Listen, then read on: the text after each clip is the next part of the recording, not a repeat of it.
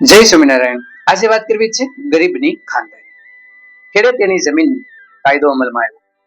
જે પણ લોકો જમીન ખેડતા હતા, વાવતા હતા, એ જમીન સરકારે તેને આપી દીધી. એમના માલિકો, શાહુકારો, રાજાઓ પાસેથી જમીન એક ખેડૂત પાસે આવી ગઈ.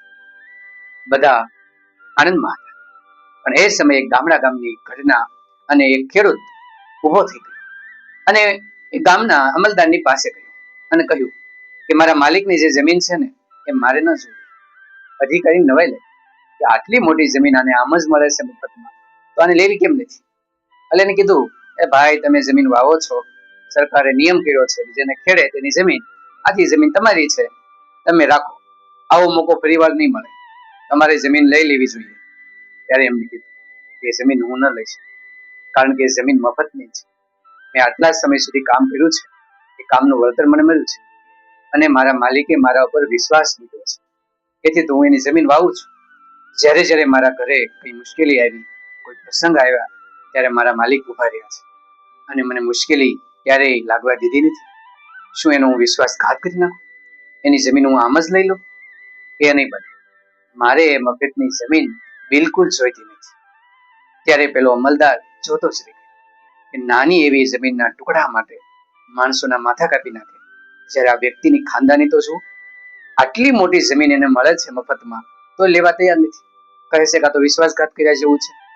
આ સમયે તો મનની અંદર, હૃદયની અંદર શેતાન જાગૃત થાય, જે મળ્યું છે બધું લઈ લો. તો આ દેવત્વ જાગૃત કેવી રીતે થાય? આમ એ વિચારતા અમલદાર આ વ્યક્તિની ખાનદાનીને વંદન કરી રહ્યા. આ વ્યક્તિ પણ ખાનદાની હતા, તેમને એના માલિકની જમીન ન લીધી. એ જ રીતે જમીન વાવતા રહ્યા અને હંમેશા પોતાનું કામ કરતા રહ્યા. આમ ક્યારેય તે બીજાની વસ્તુ પડાવવાનો પ્રયત્ન માણસ ન કરે તો એની ખાનદાની હંમેશા દેખાય આવે. નહીતર તો લોકો જે કંઈ મળ્યું છે એ તરત લઈ લે અને મફતનું મળતું હોય તો તરત મેળવી લે. એટલે જ રામ રાજ્યની અંદર ક્યારેય પણ કોઈ વ્યક્તિએ મફતનું લીધું નથી. એટલે જ જ્યારે જમણવારની અંદર લગ્ન પ્રસંગે જઈએ છીએ ત્યારે પણ ચાંદલા પ્રથા વર્ષોથી ચાલી આવે છે. આ પ્રથા પણ મફતનું ન લેવાય, મફતનું ન ખવાય, એટલા માટે આ પ્રથા ચાલી આવી હતી. જ્યારે પણ કોઈ વ્યક્તિને ઘરે જમવા જાય તો ત્યાં ચાંદલો લખાવી દે, એટલે એ મફતનું ન થાય. જ્યારે પણ કોઈ સદાવ્રતો ચાલતા, ત્યારે કોઈ કેટલાય સમયથી માણસ ભૂખ્યો હોય તો ત્યાં જમવા માટે જતો, અથવા પોતાની પાસે અનાજ ન હોય તો જઈ શકે. બાકી કોઈ સદાવ્રતનું જમતું પણ ન. આ પરંપરા આપણી વૈદિક સંસ્કૃતિ મુજબ ચાલી આવે છે. આમ ગરીબની ખાનદાની આખે વળગે એવી હતી. અને અધિકારી અને ત્યાં રહેલા માણસોની અંદર પણ આ હીર જોઈ અને ખૂબ આનંદ થયો.